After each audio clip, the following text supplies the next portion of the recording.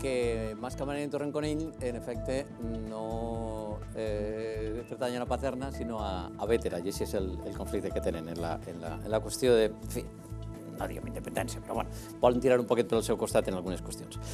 Bueno, canviem de terç. La història o les històries que anem a compartir amb vosaltres ara són històries de superació, sobretot, de tirar cap endavant de projecte de vida quan una malaltia se creua en la vida i te la trenca pel mig. Pues una febre misteriosa, imagineu que un bon dia acaba esdevenint en una malaltia devastadora, certament, multisistèmica, persones que no se poden alçar del llit, que no poden parlar, que tenen uns dolors molt forts. Ells mateixos diuen que és com si el cervell els fallara d'alguna manera, com si no fera bé les connexions. Bueno, és una malaltia que se diu síndrome de fatiga crònica o també encefalomielitis miàlgica. Però més que jo, ara parlaran en primera persona persones que estan patint en les seues famílies.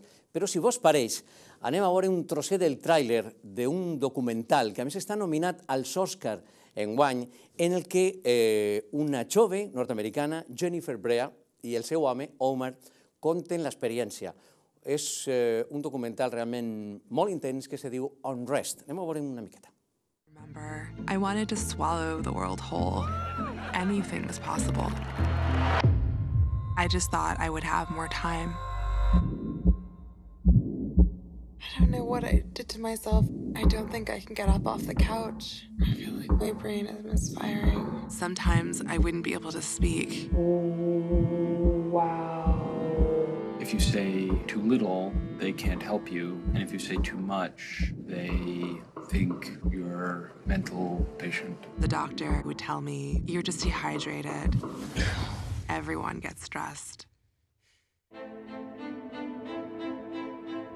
Then I went online and found thousands of other people just like me. Yeah, I'm completely bedridden. It's like I'm just watching my life disappear. I have ME, CFS, that's chronic fatigue syndrome. Historically, you can see illnesses very similar to this called many different things. Saw someone collecting the other day for ME. That's the one where don't feel like going to work today. It's gonna pass. Chronic fatigue syndrome. Yeah, I'm tired too. When Bueno, medicine com has veieu, no el answers for documental està rodat per la mateixa Jennifer en també hi ha una postproducció també d'altres moments, però està contat en primeríssima persona i moltes de les escenes ella mateixa està gravada en la seva pròpia càmera. Anem a veure què passa en els Òscar. Només en el tràiler ja fa l'efecte que pot tindre un enorme recorregut i a més donar-li un amplificador a una malaltia que no és una malaltia, en fi, habitual, és molt desconeguda, és molt complexa, encara que hi ha moltes persones, com heu vist també en el vídeo, milers i milers de persones que la pateixen en el món. Hi haurà la possibilitat molt prompte, ara vos contarem, de poder veure este documental i acostar-vos a aquesta problemàtica perquè se projectarà molt prompte en València. Però deixeu-me que vos presente a banda a Jennifer i Omar, que els heu vist en el documental, a dos amics que ens acompanyen, persones que aquesta malaltia està afectant-los molt de prop. Ella és María Jesús Bravo. Què tal, María Jesús? Benvinguda. Profe de Psicologia Social en la Universitat de València i mamà del teu xiquet i esteu ahí tirant cap endavant amb molta força. María Jesús, ara mos contareu. Al costat de María Jesús, una cara, un rostre ben conegut, sobretot si sou aficionats a l'escena musical, i més concretament a l'escena musical valenciana, perquè Jorge Martí, ja sabeu que és guitarrista, és compositor, és cantant, és un talentazo en la Habitación Roja. Què tal, Jorge? Com estàs, bonico? Hola, molt bé. I ara ens contaràs quin és el teu cas també particular, perquè en el teu cas te dic Mara o María Jesús? Los amigos Mara y en el contexto laboral María Jesús, María o sea, Jesús. Como quieras. Bueno, María pues Jesús. si me considero ya, si quieres, un poco vinculado, y gracias por la confianza, te llamo Mara. Muy bien. ¿Cómo empieza todo en tu caso, Mara? Uy, en mi caso es que, claro, podemos reconstruirlo desde el momento en que tenemos un diagnóstico, porque la media de los diagnósticos en este caso, como es muy desconocida, tarda de 2 a 10 años. Entonces él tiene síntomas, no es un niño, tiene 28 años, pero bueno. Empezó a los 18, sí, es joven. Pero claro, cuando hablamos de los hijos parece que siempre van a ser pequeños para nosotros. Entonces, la época más fuerte, él dejó de estudiar algo cognitivo por la fatiga mental que siente, y él no puede recordar, concentrarse, hizo algo físico. Y cuando le contrataron en una empresa alemana, y yo estaba trabajando fuera, cada vez tenía más síntomas graves, se desmayaba, no veía, se esforzaba por seguir trabajando, o sea, dormía lo justo, dormir y trabajar, empezó cada vez a dejar más actividades, y yo justo, a mí me pilló trabajando en Burkina Faso, en un proyecto que tenía con mujeres para educación, y justo yo me acuerdo un día que escribe pues, que tenía contrato fijo y al día siguiente se despidió porque él fue a despedirse para no crear gastos a la empresa, fue a Recursos Humanos. Y a partir de ahí empezamos pues ya a buscar mucho más, porque se aceleraban los síntomas, son muy graves, de desmayarse, de no poder caminar, etc. Y fue la búsqueda, eso fue en junio de 2015, y hasta el 2016 no tuvimos, habíamos ido muchos médicos antes, no tuvimos un diagnóstico que quizá podría ser la encefalomielitis miálgica o síndrome de fatiga crónica. Nos fuimos a Madrid, al norte, etcétera, y ya tuvimos un diagnóstico. El día que tuvimos el diagnóstico empiezas a mirar y te das cuenta de que, vale, tienes un diagnóstico, pero la unidad de medicina interna del clínico se portó muy bien porque dijo, es esto, pero no hay solución, buscad donde podáis. Entonces tienes un diagnóstico, pero no hay vías. Entonces te vas, me fui a Suiza, me fui a Inglaterra, me fui a Estados Unidos y no hay vías en ningún sitio. Creo que esa es la situación. Empieza otra lucha, ¿no? Que es en la que estáis ahora. Sí, exacto. La de darle además también difusión, que cuantos más nos acompañan, digamos, en el conocimiento de esta enfermedad y más se pueda conocer y más se pueda ayudar. De hecho, el documental es también una llamada precisamente a eso, ¿no? A la acción, al ánimo también, porque finalmente el documental, aunque es realmente duro por lo que apreciamos en el tráiler, hay ganas de vivir, muchísimas ganas de vivir. Jorge, ¿y cómo es tu caso, amigo? Bueno, en mi caso, mi mujer está enferma, diagnosticada con síndrome de fatiga crónica, con invalidez total para trabajar, o sea, no puede trabajar, y se puso enferma hace 8 años. En su caso, su caso es muy parecido al del documental. Mi mujer estaba estudiando un doctorado, una estudiante brillante con una carrera súper prometedora por delante, y volvió de una conferencia en Estados Unidos y estaba en la oficina, en la universidad, y le entró, pues eso, una especie de sensación de gripe y tal, les encontraba mal. La llevaron a casa y recuerdo que estuvo como 4 o 5 días durmiendo un montón y pensábamos que era una gripe, pero ya no volvió a ser nunca más la misma. Y bueno, en un principio, pues como ha contado Mara, pues que estás como acojonado, la verdad, porque realmente uno siempre, pues bueno, se empieza a comer la cabeza, empiezas a leer por ahí. Básicamente creo que uno de los problemas más grandes, y por eso creo que los familiares nos convertimos un poco en activistas, es que al final tanto los enfermos como las familias están desamparados, no hay una atención específica para este tipo de pacientes, ¿no? ¿No hay un protocolo previo? ¿No hay nada? La verdad es que hay unos criterios de diagnóstico, porque no hay pruebas diagnósticas. Sí que ahora se está investigando muchísimo. Yo en mi caso, que vivo en Noruega, pues bueno, ha habido estudios y ha habido ciertos avances, ¿no? Y ya ven que hay ciertos indicadores, ¿no? Y creen que pronto habrá una prueba diagnóstica. Básicamente la enfermedad se resume, yo creo, hay intolerancia a la actividad física y también un problema a la actividad cognitiva, ¿no? Y pues eso te deja fuera de juego para la vida normal, ¿no? Puedes a veces dar la sensación, mi mujer pues bueno, tiene muy buen aspecto, tú puedes estar con ella un rato y ella hace como que está bien y tal, pero luego pues como sale en la película, ¿no? Colapsan, ¿no? Y de repente están como 2 o 3 semanas en cama, no pueden hacer nada, ¿no? Y realmente es muy duro. Yo recuerdo cuando, después de ir a muchos médicos también, es una búsqueda bastante desesperante, el que nos dijeran pues que, bueno, tenías el miedo, ¿no? Porque es una enfermedad neurológica, además los síntomas son muy parecidos a otras enfermedades neurológicas muy graves, que además producen la muerte, ¿no? Como puede ser la ELA o esclerosis múltiple en alguno de sus tipos más agudos y tal. Y jolín, la verdad es que estábamos realmente... Yo recuerdo el momento en que el médico nos dijo, tienes que tener suerte también, de encontrar al médico. Nosotros teníamos un médico pues que entendía el asunto, trabajaba en el hospital con pacientes de este tipo y entonces nos dijo que probablemente pudiera ser esto, ¿no? De repente tienes un diagnóstico, obviamente luego hay un largo recorrido por hacer, ¿no? Luego te empiezan a descartar, siempre está la sombra de lo psicológico, el problema psiquiátrico, no sé qué. En el caso de mi mujer, bueno, ha hecho de todo, ha probado todo.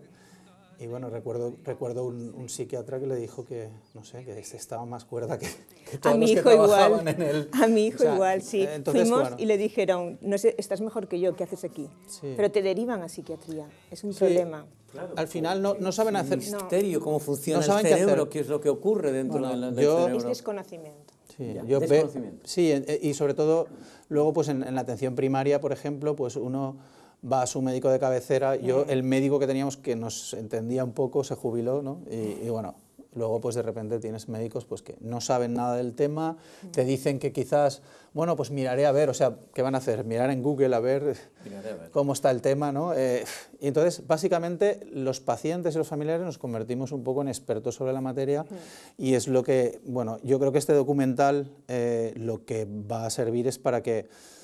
Es muy frustrante porque la gente a mí me pregunta siempre, yo además pues soy una persona más o menos pública, ¿no? ¿Cómo está tu mujer? Pero está ya bien, ¿no? Está mejor, y es como siempre tienes que volver a explicar a mis amigos también, a mi familia, incluso, ¿no? Todavía, pero si ella tiene buen aspecto, ¿no? Y tal. Luego vienen a mi casa, pasan unos días y de repente me dicen, joder, ostras, qué chungo, ¿no? Y bueno, la verdad creo que el documental sí que nos va a servir por lo menos para dar visibilidad, ¿no? Al problema y bueno, es una enfermedad además, diríamos que no tiene el rango ni el estatus de otras enfermedades como, bueno, muchas, ¿no? Cardíacas, cáncer, tal. Es una enfermedad de tercera división en el sentido de que no tiene rango, no tiene estatus, no hay inversión en investigación, ¿no? Pero hay millones de personas enfermas de esto, ¿no? Eso sí iba a preguntar. En el documental hay un momento en el que Jennifer Brea, claro, desde la cama abre el ordenador, se ve un poquito la secuencia y empiezo a darme cuenta que hay miles, millones de personas en todo el mundo con este. Yo no lo sé si el nombre síndrome de fatiga crónica es un nombre con el que, aparte de en fin, humoristas con mala pata hacer malos chistes del asunto, me da la sensación que suena como una malaltía un poco de, pero sí, ¿de qué se queja? Sí, es que, claro. En cualquier caso, millones de personas en todo el mundo. Y hay una frase que dice Jennifer en el tal, y dice, la vida se había ido, pero aquí había otra y tenía que luchar por ella. Es como resetear.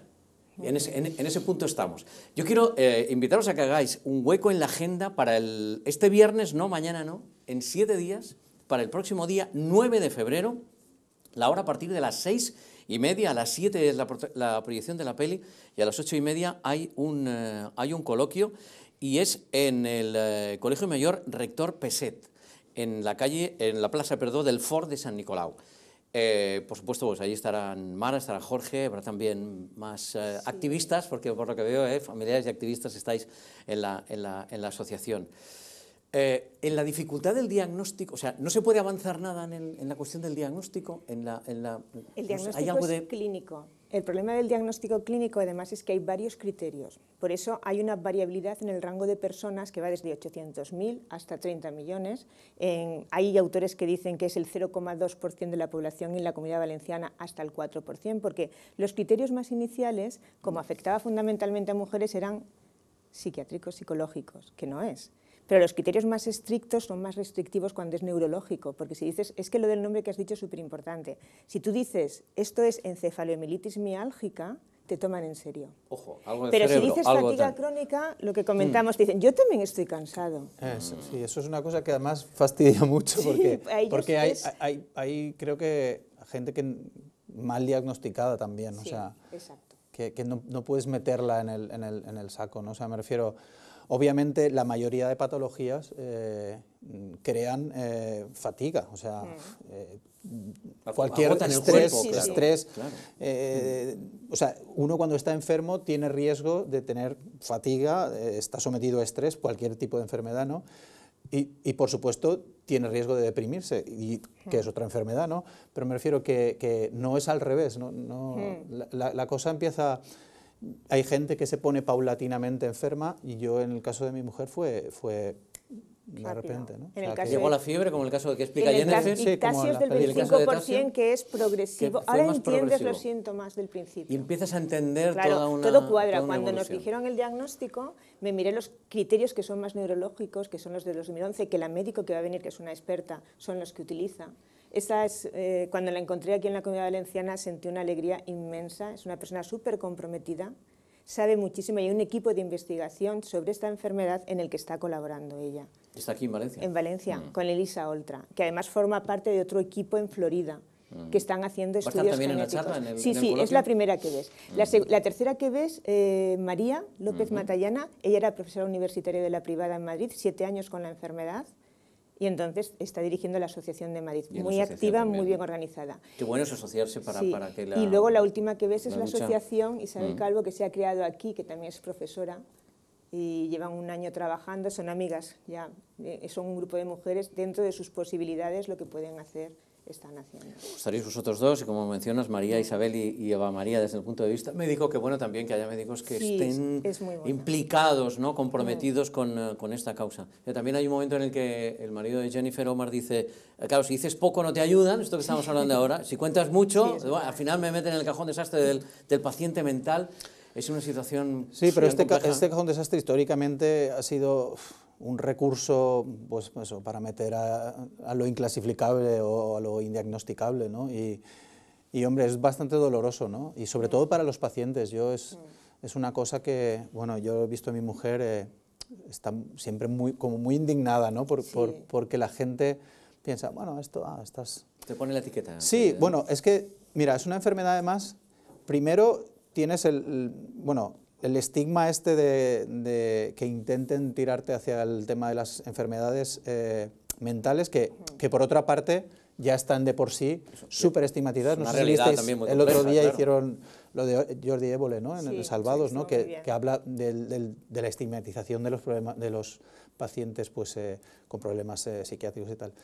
Y luego está el hecho de ser una enfermedad que ocurre sobre todo en mujeres. O sea, y además, eso yo creo que es uno de los hándicaps más grandes, porque estamos hablando ahora de igualdad salarial y del Me Too y de todo esto, y probablemente una de las razones por las que se invierte tampoco es porque es una enfermedad de mujeres y porque históricamente, cuando todos hemos tenido seguro en la familia, yo he tenido casos de mujeres en mi familia que se han encontrado mal y la gente, uy, histérica, tal, pues... Però esteu renegant, si estigueres en la faena com jo, pues eso. Es un maltrato hacia la Entonces, yo creo que eso es otro de las losas, ¿no? para avanzar, ¿no? Hay un dato histórico, además. Cuando se puso el nombre de encefalitis miálgica fue porque en un hospital de Londres hubo como una epidemia. Es que hay casos esporádicos y hay epidemias. Y entonces los médicos que trabajaban en ese hospital le pusieron, es una enfermedad neurológica, y le pusieron este nombre. Eso pasó en los 50. En el 70 y en el 73 hay 2 psiquiatras británicos de UK que entonces revisan los datos sin entrevistar a las mujeres. Si lees los artículos te enfadas bastante. Y entonces decidieron que era histeria colectiva. ¿Por qué? Primer dato que ponen en los artículos científicos, la mayoría son mujeres. Curiosamente, ese hospital había apostado por formación de mujeres, por eso los médicos, por distintividad positiva, el porcentaje, el 90% eran mujeres. Y a partir de ahí dijeron que era histeria colectiva. De hecho, algo sale también ahí. Jennifer habla mucho de la histeria, se les llama histéricas. O, por ejemplo, luego cuando en Estados Unidos eran mujeres que eran de clase media y tenían esta enfermedad, decían la gripe del yuppie. No iban quitaron el nombre de la problema neurológico. Cualquier cosa menos centrarse en que es un problema estudiar orgánico, la enfermedad, en ver qué se puede hacer, en destinar dinero para la investigación y ver si hay manera, desde luego, de ayudar en esta en esta lucha colectiva. ¿Has tenido ocasión, no sé si conoces personalmente a Jennifer Brea, cómo es el hecho de que se vaya a poner, a estrenar de alguna manera, porque está como candidata a los Oscars de Unrest? ¿Has tenido contacto con ella? Bueno, sí. Eva y yo estuvimos el año pasado, hay un congreso internacional en Londres en junio que iremos otra vez y ella vino allí en silla de ruedas, pero no es por el contacto con ella, sino que digamos que su equipo de Unrest lo que han hecho es promover que se vea esta película en todo el mundo. Entonces, aquí los que han colaborado mucho, hay una asociación, la Confederación Nacional y la Asociación de Madrid, que están fomentando, trabajando con ellos, está fomentando que se vea este documental porque es la forma de entenderlo en el mayor número de lugares posibles. No es una iniciativa, ¿vale? Es complejo. Y hay que empujar a la investigación. ¿Cómo lo hacemos? Porque eso es... esa es la lucha, esa es la pelea, Jorge. Básicamente, ¿qué hay que hacer al con final, ya, aunque solo sea por motivos económicos, es mucho más barato. Además, es un campo en el que hay muchísimo por hacer, lo dicen en el documental, por investigar. La protagonista en su momento dice, no sé, gente que quiera ganar un Nobel, aquí hay un campo por... ¿Sabes? Y en ese aspecto yo creo que obviamente pues hace falta inversión, ¿no? Pero sobre todo porque, no sé, encontrar la cura a una enfermedad como esto significaría pues ahorrar muchísimo dinero en tú sabes, la gente que hay, no sé, invalideces, bajas, es gente que no puede trabajar, gente que no se puede valer por sí misma, no sé, realmente... Es un drama, o sea, es un drama. Me refiero que un drama... con tanto que aportar. Bueno, todos a cualquier edad tenemos mucho que aportar, pero ¿qué nos estamos perdiendo como sociedad cuando tantas personas en el mundo están dejando de aportar porque están en cama? Sí.